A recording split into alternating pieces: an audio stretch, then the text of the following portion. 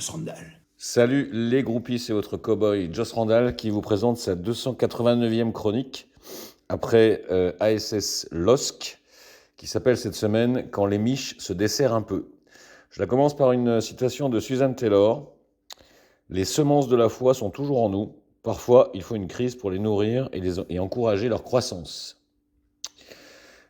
Alors oui, votre cow-boy est de retour, 289e chronique, après ASS LOSC du vendredi 13.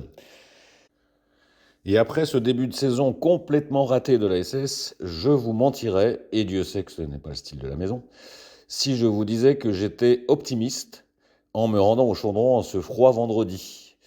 Non, je m'y rendais même du pas enthousiaste d'un hérétique se rendant à une convocation de la Sainte Inquisition, tant j'étais persuadé qu'après s'être fait ouvrir en deux par Brest, eh bien Auvers allait subir le même sort contre une équipe, à mon sens, au-dessus des Bretons.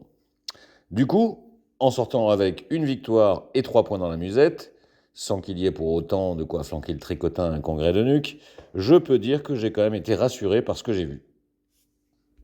Alors attention, je n'irai quand même pas jusqu'à dire que ma récente inquiétude s'est complètement retirée, légère comme la conscience professionnelle d'un vendeur de voitures d'occasion, mais elle a au moins légèrement reculé. Chapitre 1, enfin une équipe. Alors c'est marrant parce que moi j'étais guilleret en sortant du Chaudron, gai comme un Italien quand il sait qu'il aura de l'amour et du vin, après cette victoire de la SS. Et pourtant, j'entends encore des grincheux dire que gna gna gna gna, Lille pas au niveau, pour ça que la SS a gagné, que la SS a été en sur-régime et ne pourra jamais rééditer cette performance, etc., etc., etc. Alors notamment dans la bouche de cet incommensurable pipe de charbonnier sur RMC, qui, décidément, ferait mieux de s'occuper de ses bourrins que de donner des avis sur le foot. Alors en voilà un que je ne peux pas encadrer. J'espère pour lui qu'il évite cependant de se croiser trop souvent dans une glace, parce qu'un jour ou l'autre, les miroirs finissent toujours par te raconter ta gueule. Moi, j'ai vu pour la première fois de l'année une équipe de la SS jouer au foot, et surtout jouer en équipe. Alors ok, sans avoir le ballon, 28% de possession, et en courant en permanence derrière, mais avec des principes de défense collective performants. N'étant pas de Rome, je ne vous sortirai pas ma boîte de souverain poncif, mais la notion si souvent utilisée de bloc équipe ne pouvait trouver meilleure illustration que la partie livrée par la SS vendredi soir. Des efforts de tous et jusqu'au bout, du pressing, alors plus ou moins coordonné, mais quand même plutôt plus que moins, pressing qui a amené un but et qui aurait pu en amener un deuxième en seconde mi-temps. Des lignes serrées, des joueurs solidaires, des compensations. J'ai beaucoup aimé cette intensité et ce dynamisme que je n'avais pas encore vu à la SS cette saison. Même cette feignasse de Cafaro des temps modernes s'est mise au diapason. On ne peut pas trouver meilleur exemple quand même. Avec un superbe but et aussi beaucoup d'activité sur son côté, même dans les replis. L'ASS qui, alors, à n'en pas douter, va pour cette première saison en Ligue 1 rencontrer 75% d'équipes qui leur seront techniquement supérieures, eh bien devra faire preuve de cet état d'esprit-là, cet état d'esprit de groupe solidaire, aussi souvent que possible. En tout cas, moi, j'ai adoré ça. Chapitre 2, des nouveaux qui m'intéressent. Alors, sans que ce soit une condition suffisante pour expliquer la victoire, c'était à minima une condition nécessaire, l'apport des recrues. La SS démarre ce match avec 60% des joueurs de champ. Alors moi, je compte à Mathis Amogoudlux comme une recrue, puisqu'il ne jouait pas l'année dernière, qui n'était pas de la saison dernière. Alors, l'occasion d'un premier tour d'horizon de la qualité de ce recrutement qui jusqu'ici a été tant décrié, car si la SS doit progresser par rapport à son niveau de Ligue 2, ça passera à l'évidence par les nouveaux. Et j'ai globalement plutôt aimé. Alors les deux plus attendus étaient ceux que nous n'avions encore jamais vus sous les couleurs de notre SS. En tout premier, Lucas à Saint-Étienne. Alors à l'évidence, beaucoup plus véloce, dynamique, rapide que Sissoko Campat. Bon, en même temps, pas de quoi se la peindre en vert pour la mettre au milieu d'un bouquet. Ce n'est pas très dur, car lui, il est lent comme la marche funèbre de Chopin, même s'il a d'autres qualités par ailleurs. On aura aussi aimé son état d'esprit. Il ne lâche rien, il mord les mollets, quitte à finir avec des crampes, comme ce fut le cas d'ailleurs. Et cet état d'esprit, s'il est capable de le montrer à chaque match, lui vaudra sans doute rapidement une pleine adoption par le peuple vert. Alors en revanche, mais bon, après un seul match, difficile de juger, un léger doute m'habite quant aux réelles qualités de finisseur, buteur et d'adresse de Stassin la demi-lune. Je pense notamment à cette Pinochet en première mi-temps, quand il a tiré dans la foule, mais encore plus à ce face-à-face raté en deuxième. Alors certes, il se l'était créé tout seul, déjà pas mal. Certes, il affrontait le probablement meilleur gardien de Ligue 1, mais quand même. à surveiller. Et puis bon, il n'a jamais que 19 ans. Ensuite, Pierre est quoi, ma gueule? Qu'est-ce qu'elle a, ma gueule? Alors lui m'a beaucoup plu. Beaucoup, beaucoup. Alors déjà, bien que très jeune lui aussi, il semble que footballistiquement parlant, il possède déjà toute sa tête, comme dirait Marie-Antoinette avec convoitise.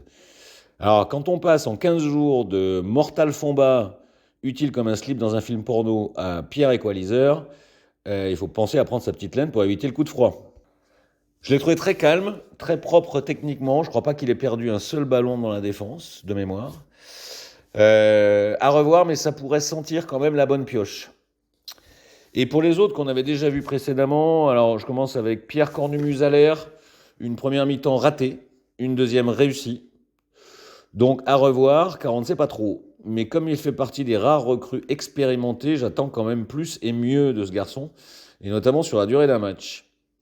Ensuite, Younis Diesel Hamid, alors en voilà un sur lequel tout le monde était tombé comme la vérole sur le bac clergé après ses trois premiers matchs à la SS, probablement à raison d'ailleurs, mais dans un coin de ma tête, j'espérais quand même de l'amélioration, pensant que sa grande carcasse avait un fonctionnement un peu de diesel.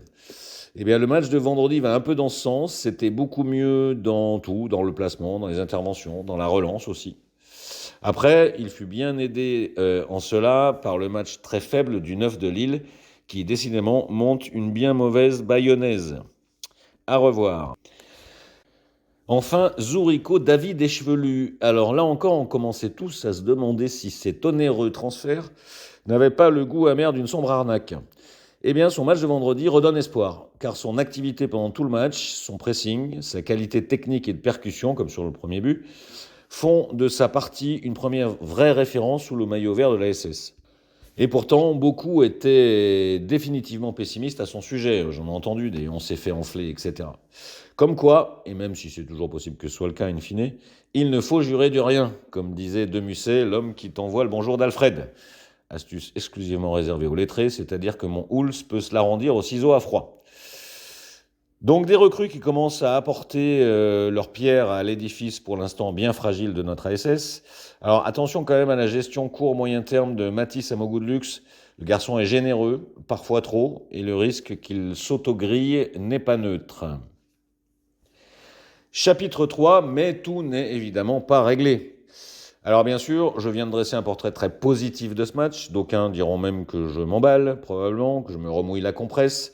Mais j'assume. C'est le revers de la médaille d'un extrême pessimisme induit par le début de saison foirée. Mais je ne suis pas dupe pour autant, rassurez-vous. Il y a encore énormément de travail et au moins autant d'interrogations. Le seul point sur lequel je rejoins un peu cette pipe de charbonnier, c'est que nos Verts ont livré vendredi une prestation qui s'apparente un peu à un match de coupe. Le petit contre le gros, ou le petit court dans tous les sens. Mais tout ça a un prix si jamais tu l'ignorais. En même temps, c'est pas grave, même Simone s'ignorait. Pour vous en convaincre, un convaincu valant un vainqueur, il suffit de voir les crampes qui, chez certains, sont arrivées bien avant la toute fin de match. Bon, effet que la police, Stassin la demi-lune, etc. La capacité à reproduire ça tous les week-ends pose aussi question. Ça sera hautement difficile, surtout avec un effectif quand même court et avec très peu d'expérience de la Ligue 1. C'est la question de la stratégie mercato du nouveau patron. Et pas forcément équilibrée de partout. On avait par exemple déjà souligné la faiblesse du poste de latéral droit. Eh bien, même si Denis a plutôt bien sauvé les apparences vendredi, vient désormais s'ajouter la blessure d'Ivan le franc-maçon. Et il y en aura assurément d'autres, des blessures, surtout avec des matchs intenses. C'est ce qu'on appelle les ponts d'érable, selon que vous serez puissant ou Miss Érable, disait La Fontaine, ou bien Larry Tannenbaum. Bref, de quoi ne pas desserrer les miches trop tôt quand même, les amis. Alors en conclusion, on ne va évidemment pas faire la fine bouche, on s'attendait à se faire ouvrir, à se retrouver avec 0 points après 4 matchs, et même 5 avec le déplacement à venir de la SS à Nice, et finalement, plus de sapeurs que de mâles, comme disaient les Milanaises lorsque les troupes de Napoléon Ier radinaient. On a donc 3 points au bout de 4 matchs, et pour l'instant, c'est tout ce qui compte. Et ce, après un match qui laisse entrevoir des choses positives pour les lendemains. Pour la suite, on sait que ça sera chaud jusqu'à la trêve, on ne va pas le répéter chaque semaine.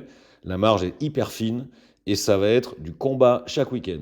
Il faudra être prêt et tenir jusqu'aux possibles ajustements du mercato d'hiver. Et d'ici là, pour tromper l'attente, comme disait mon oncle qui n'en ratait pas une, on va rêver à d'autres matchs comme celui de vendredi. L'imaginaire est la ressource de ceux qui manquent d'informations. Et au fait que le nouveau proprio travaille déjà pour la consolidation de la suite.